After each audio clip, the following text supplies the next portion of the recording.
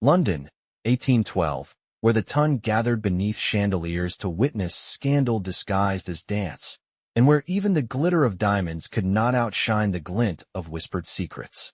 It was on such a night, within the golden mirrored walls of Lady Fenwick's annual winter waltz, that a ring vanished, a prince met a maid, and fate dressed in silk and scandal took its first daring step.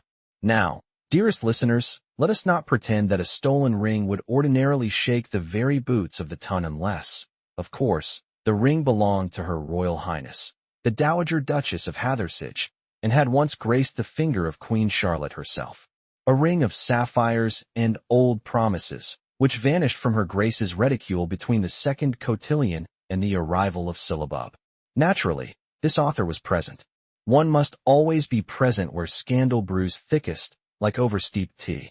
And it was there I spied our heroine, Miss Persephone Jennings, standing quite out of place near the carved marble urns, her gaze darting not toward the dancers, but toward the shadows behind the columns. A maid or so she appeared with no escort, no gloves, and no business being there at all. Yet, dear reader, Persephone had business indeed. The daughter of a disgraced shipping merchant, she had taken up position as a companion to the Honorable Miss Eloan March, a baronet's daughter with more ribbons than sense. But Persephone was not known for ribbons, she was known for resolve, for quiet watchfulness, and, on occasion, for saying precisely what no one else dared. And it was precisely that quality which brought her face to face with our hero, His Royal Highness Prince Cassian Thorne, Duke of Wakefield, and the most reluctant bachelor in all Christendom.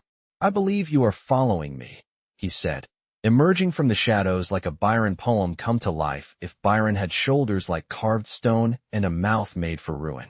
Persephone, who had just seen a small boy slip something glittering into a fern pot near the terrace, turned sharply. "I am following the truth, Your Highness, not you. Though you do seem to be standing in its way." "Oh, how delicious!" The ton would have fainted dead away had they heard her. But as luck or design would have it, no one watched. They were too busy speculating whether Lady Fenwick's niece had stuffed her bodice with handkerchiefs or simply had a more generous dowry than expected. Cassian arched a dark brow.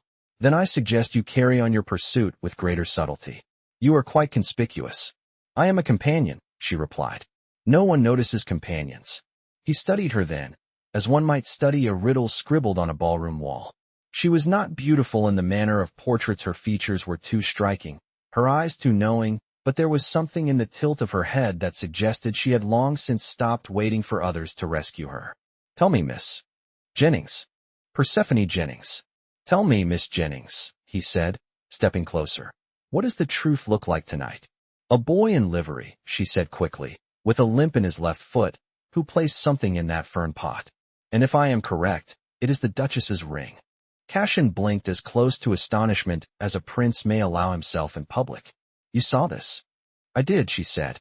"And yet, no one listens to a companion." "They will if a prince speaks," he murmured, and before she could protest, he offered his arm not as a gentleman to a lady, but as an ally to another soldier in the battlefield of deceit. "Shall we retrieve it together?" Persephone hesitated, then placed her hand lightly upon his sleeve. "Yes, but let us not make a production." "Miss Jennings," murmured Cassian as they strolled toward the fern pot in question, "everything I touch becomes a production." Now, dearest reader, you may be wondering why a prince was skulking in shadows instead of leading the opening quadrille. The truth, as I observed whilst nibbling an almond tart, is that Prince Cassian had no appetite for courtship. His mother, the Dowager Queen, had paraded duchesses and countesses before him like prized Maid'S. But the more glittering their titles, the more Cassian withdrew. And yet, here he was, walking with a maid-turned-companion who dared to contradict him. They reached the fern pot just as a footman approached with a silver tray of ratafia. Cassian waved him off with the ease of one accustomed to command and knelt in full view of 3 dowagers and 1 smirking colonel.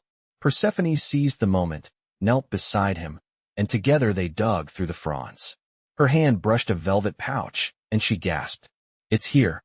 He took it gently, rising with the grace of a man who had spent years fencing and not a moment doubting himself. He opened the pouch. Inside gleamed a sapphire ring, unmistakably royal. "You were right. I usually am," she said, brushing soil from her skirt. But no one ever believes me until it is too late. Cassian turned the pouch in his hand. Then we must make it too early. Before she could question him, he took her hand not in flirtation, but with purpose and strode through the ballroom. Heads turned. Fans fluttered. Lady Fenwick's niece fainted, though this author suspects it was more from tight stays than astonishment. My mother is in the retiring room, Cassian said under his breath. She will want to know who saved her friend's heirloom. Must she? Persephone whispered. I do not require recognition. He looked down at her, a faint smile tugging at his mouth. But I do. And thus, dearest listeners, was the beginning of the scandal that would rattle every tea table from Mayfair to Bath. For when a maid is seen walking at the side of a prince, her hand on his arm, her head held high, the tongue does not ask for context. It fashions its own. By the time Cassian presented the ring to the Dowager Duchess, who wept and declared him the only sensible royal since George II, the whispers had begun. Who is she? A foreign princess in disguise? His mistress? Surely no lady of quality would wear such gloves. But Cassian said nothing to deny it. And Persephone, ever practical, curtsied low and let the scandal bloom. Yet as she turned to leave, a hand caught hers warmer than propriety allowed, and Cassian leaned in, voice low and dangerous with promise. I owe you more than thanks, Miss Jennings. Persephone lifted her chin. Then repay me with truth, not flattery. And just like that, dear reader, the game began. One stolen ring, one maid's courage, and a prince who, for the first time in his life, looked at a woman and saw not duty, not strategy, but destiny. Let the tongue chatter. Let the dowagers faint. For love, as this author well knows, cares not for titles or gloves or sapphire rings. It only requires courage. The following morning dawned with all the subdued elegance of a society pretending not to gossip while positively feasting upon it. By breakfast, the tale of Prince Cassian's midnight retrieval of the Duchess's ring had flitted through drawing rooms faster than a debutante's dance card during the London season. And naturally, every version of the story had grown more embroidered than Lady Bicknell's infamous fichu, which resembled nothing so much as a netted curtain in mourning. This author, of course, prefers facts, though only ever the juiciest kind. Let us now follow Miss Persephone Jennings, who, despite having caused a minor earthquake among the peerage, was at that very hour seated in Miss March's boudoir, delicately untangling a length of pearl ribbon from a hairbrush. Her expression was inscrutable, her fingers steady, though her mind, one suspects, was still turning over the events of the evening like pages in a forbidden book. Alone, Persephone said mildly, May I ask why you have two left slippers? Miss March, reclining on a brocade chaise and examining the drape of her eyelashes, did not glance up. One belongs to Lady Celia. She said she would rather limp than leave the ball before Lord Haversham asked her to stand up with him. I see, Persephone said, though she very much did not. And how did you come by hers? I promised to exchange it, Aloan replied vaguely. But then I grew tired and forgot. It should be noted, dear reader, that Aloan March was not burdened by the weight of practicality. She was, however, very fond of Persephone, if only because her companion could both locate missing footwear and prevent her from wearing lemon yellow next to her complexion, which made her resemble a rather defeated custard. Before Persephone could return the slippers to their rightful owners, a footman appeared at the door. Not the usual one, who walked with a rhythm suggesting boredom and flat feet, but a different sort altogether.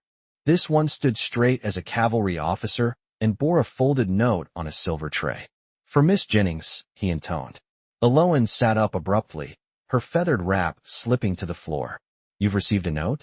Persephone, how thrilling. Is it from a solicitor? Or worse, a suitor? Persephone took the letter with a brow arched so subtly one might mistake it for serenity instead of suspicion. I rather think neither. She opened it. The handwriting was unmistakable, firm, exacting, and entirely too confident. It requested her presence at St. James's Square. No time was given, only a phrase. You know when the world is quiet enough to listen. Aloan craned her neck to read. That's either poetic or mad. Possibly both, Persephone murmured. Now, dear readers, one does not simply ignore a summons from a prince, even if it comes couched in riddles. And so, within the hour, Persephone found herself in a hired carriage, navigating the frost-laced streets of London with only her thoughts and a rather inquisitive driver for company. She had not informed Aloan of her destination, knowing full well it would be broadcast to half the peerage before luncheon. The house on St. James's Square stood regal and quiet, its facade unyielding save for the man who opened the door before she could even lift the knocker. "Your timing," said Cassian, "is annoyingly perfect." "I take that as a compliment," she replied, stepping into the marble-floored vestibule. "You should," he said. "I offer them rarely." The drawing room was warm, its fire thoughtfully stoked, though no refreshments awaited. Cassian did not offer her tea. Instead, he handed her a folded document. "It's a statement," he said. "A sworn account of what you saw last night. I intend to present it to the House of Lords." She scanned it. "This names the child. You've had him identified." "His name is Thomas Mill," Cassian said. "He's the son of a scullery maid dismissed from service 2 months ago under suspicion of theft. The ring was planted in his hands by persons unknown. And you believe me capable of proving that." "I believe you capable of seeing what others miss," he said, and unafraid to speak it aloud. She met his gaze. "Most men would have ignored me." "I've never cared for most men," he replied. "Now, if your pulse did not quicken just then, dear reader, I do advise you to check it." Persephone folded the statement. "What do you expect me to do with this?" "Read it. Sign it. Accompany me when I present it." "That would be ruinous." He moved closer. "Only if you fear society more than injustice." "I do not fear either," she said. "But I've learned both can be slow to forgive." "I can bear society's disapproval," Cassian said. "What I cannot bear is protecting a world that punishes the honest and praises the beautiful liars." There was a silence then, not an awkward one, but the kind that stretches across oceans and returns changed. Persephone looked down at her gloves, which bore a faint ink mark from Aloan's pen. "And what do you offer in exchange for my courage?" Cassian's voice was low. "A place at my side. Not as a symbol, not as a tale to be rewritten, but as someone who does not require rewriting at all." She stared at him, and he did not look away. "I will sign," she said, "but not because of your title. Because of the boy." "Then we are agreed," he said. But oh, dear readers, what a tangled agreement it would become. Because the very next morning, Lady Dellington, a woman whose nose had once been described as imperially disapproving, announced at her breakfast table that Prince Cassian had been seen alone with a maid not once, but twice, and that surely a royal engagement was imminent. By noon, the tale had reached the ears of the Dowager Queen. By 2 o'clock, an invitation arrived for Persephone to take tea at the palace. And thus, the match no one dared predict began to unfurl before society's astonished gaze. Love, after all, has never needed permission. Only a single moment of truth and the courage to claim it. Dearest listeners, how swiftly scandal gallops once saddled. It had barely been a day since Miss Persephone Jennings retrieved a royal ring from a potted fern and found herself entangled with a prince, and already the ton had taken up arms, fans, and teacups against her. One does wonder why society reacts with more alarm to a commoner in a palace than to a duke in debt or a viscount inebriated before luncheon. But let us not dwell on hypocrisy. Let us instead join our heroine as she stepped into the gilded drawing room of Queen Adelaide, Dowager of Hathersage, a woman whose temper was said to curdle milk and whose tongue could slice through silk. Persephone curtsied, her spine straight, her eyes steady despite the unmistakable scent of lavender and judgment. "I see you are punctual," the queen said, her voice soft as a blade drawn. "I did not wish to waste your majesty's morning," Persephone replied. A pause followed, during which the queen studied her as one might a painting of uncertain origin, perhaps valuable, perhaps counterfeit, but certainly intriguing. "You are the daughter of Ewan Jennings," the queen said. "He once shipped tea for my cousin in Calcutta, then lost everything in insurance fraud and drowned in disgrace. Convenient, if not particularly original." Persephone held her ground. "My father did not drown. He vanished off the coast of Madeira, and no body was recovered." The queen sipped her tea without apology. "Vanished, drowned. The sea makes little distinction. What matters is legacy. And yours, Miss Jennings, is murky at best."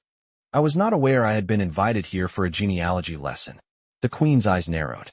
"Then allow me to clarify. You have become the subject of excessive attention. Royal attention.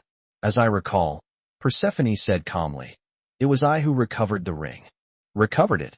"Yes." the queen said, setting her cup down with a click. But you did not need to do so on his arm, in full view of every gossip within 50 miles. Persephone's brows lifted no more than a breath. Your Majesty, I do not recall plotting the scene for theatrical effect. The queen did not answer at once. Instead, she reached for a letter resting atop a fan of correspondence. My son has declared his intention to present your signed statement before Parliament. He claims it is a matter of principle. I suspect it is something else. Persephone's chin tilted. What do you suspect? That he is falling in love with you. Now, dear reader, if you did not just choke on your toast, then I envy your composure. Persephone, for her part, did not flinch, but her hand tightened ever so slightly on the folds of her gown. I do not believe affection was among the charges he leveled at me. No, the queen said. But I am not blind. I have seen him brush away duchesses like stray lint. And yet he walks with you in moonlight and listens when you speak. That is a novelty. Perhaps, Persephone said slowly, he simply finds me useful. A man may find a sword useful, the queen murmured. He does not stare at it, as though it might one day save him. Before Persephone could form a reply, the door opened and Prince Cassian entered without ceremony, though one suspects he knew precisely how much ceremony he was ignoring. He looked from his mother to Persephone with a calmness that, on any other man, would have resembled ease. On him, it was a decision. I hope I do not interrupt, he said.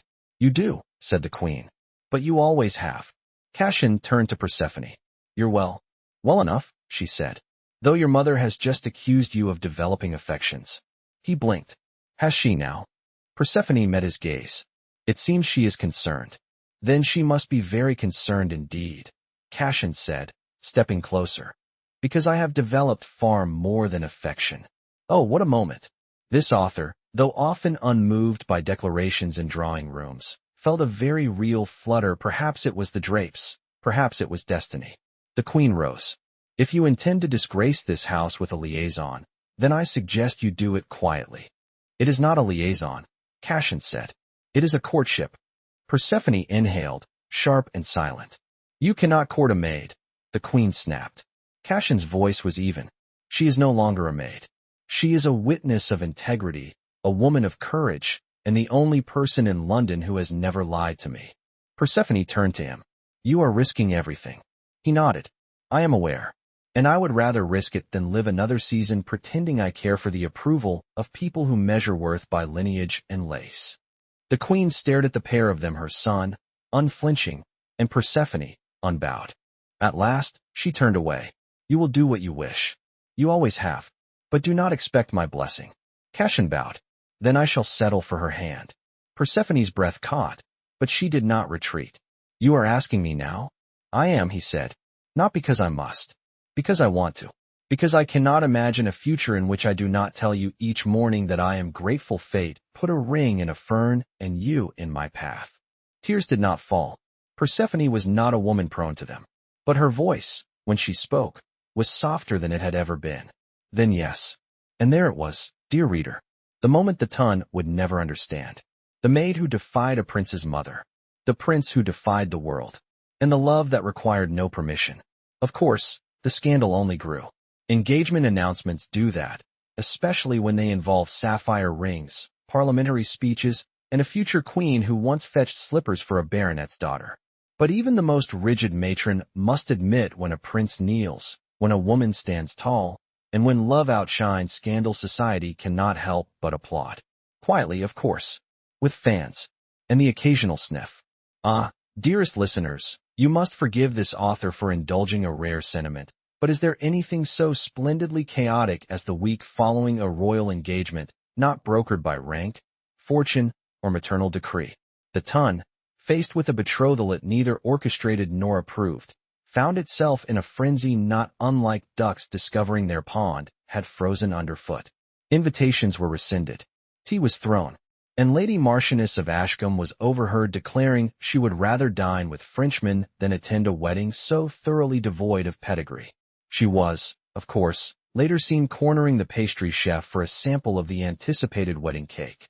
Meanwhile, in a drawing room charmingly mismatched with its occupant stations, Persephone stood before a seamstress wielding pins like sabers. No ivory, she said firmly. eyeing the bolt of fabric. It washes me out. The seamstress, who had dressed duchesses but never future queens, blinked. But ivory is traditional. So is marrying a cousin, Persephone replied. From behind her, Eloan March let out a delighted laugh. Do you plan to frighten everyone into submission before the wedding, or only the hired help? Persephone turned slightly, careful not to disturb the pinned muslin. You know I prefer clarity to submission. Eloan, wearing a turban that could have passed for a small birdcage, leaned against the mantel. Cassian sent another book. It arrived with your breakfast. I suppose it's a habit now, Persephone said. 1 volume for every day I survive the court. Eloan's gaze softened. You know, you've changed. In what way? You used to measure your worth by who ignored you. Eloan crossed the room with uncharacteristic grace. Now you measure it by who dares to see you. Persephone said nothing, but her hands stilled, the fabric forgotten. Outside, the bells of St. George's struck 3, and with them arrived the hour of reckoning, or, more precisely, the hour of the royal council summons. For what is an engagement without a formal vetting by the guardians of lineage, protocol, and other such inflexible relics? Cassian was already waiting in the great chamber when she arrived, the room lined with portraits of ancestors who looked uniformly disapproving, regardless of century. He rose, not because he must, but because he always did when she entered. You're late, he said, though a glance at the clock betrayed her promptness. I thought it best to keep them nervous. He offered his arm. A bold tactic. They've already decided I'm unsuitable, she said. I may as well make them work to prove it. When the doors opened, the assembled council looked precisely as one would expect. 7 men in starched cravats, and 1 dowager countess who regarded Persephone as if she were a cracked teacup placed on a Chippendale table. The Lord President cleared his throat. Miss Jennings, do you understand the responsibilities of royal union? If you mean embroidery and silence, no, she replied. But if you mean accountability and candor, then yes, I understand them very well. There was a pause, long, brittle, and delightful. Another counselor, gray-bearded and wearing the Order of the Garter like a weapon, leaned forward. Your knowledge of court customs is limited. Cassian interjected. So was mine, once. I was 4. The dowager sniffed. It is unwise to elevate a woman untrained in diplomacy. Persephone met her gaze. Diplomacy is knowing when to speak and when to listen. I've been doing both since before your grandson learned to tie his boots. Cassian's lips twitched. She has the advantage. I still misloop the left. Laughter brief, involuntary escaped one of the younger members. The dowager glared at him as if he had just proposed polka dancing in Westminster Abbey. If she cannot be made to submit to decorum, someone muttered, then she certainly cannot be made to represent the crown. I do not intend to represent the crown, Persephone said. I intend to represent its people. The ones who never receive invitations, who never pass through these doors, who know injustice better than inheritance. If that offends you, then I am precisely the bride this family needs. Cassian turned to the table. You asked for her truth. You've received it. The vote was not unanimous, but it was sufficient, and when they left the chamber, Persephone did not look back. Later, as they walked the garden paths behind the palace paths never meant for common feet, Cassian plucked a sprig of rosemary from a hedge and handed it to her. For remembrance, he said. She accepted it. Do you think they'll ever forget how we began? They'll try, he said, but I won't let them. They paused beneath an elm, its branches bare but proud. You could have chosen anyone, Persephone said. Any lady of title, any daughter of empire. I did, he said. I chose the only one who never asked to be chosen. And just like that, dear listener, the final piece fell into place. The ring, once lost, now glinted upon her finger. The boy, once accused, had been taken into the Queen's School for Royal Wards. And the prince, once the most unwilling of bachelors, had found a woman who neither flattered nor feared him but loved him, not despite what he was, but because of it. The banns were posted. The chapel was dressed in wildflowers, not orchids. And when they stood before the altar, she wore a gown the color of stormlight, stitched by hands that had once sewn hems for those who never saw her. As for the ton, they wept discreetly and praised the match loudly. For nothing so elevates a scandal as the glow of a wedding veil and the certainty that love, when defiant and true, can silence even the sharpest tongues. This author, of course, had the best seat in the house. And, if I may, one of the sugared violets from the cake. Quite worth the scandal, I assure you.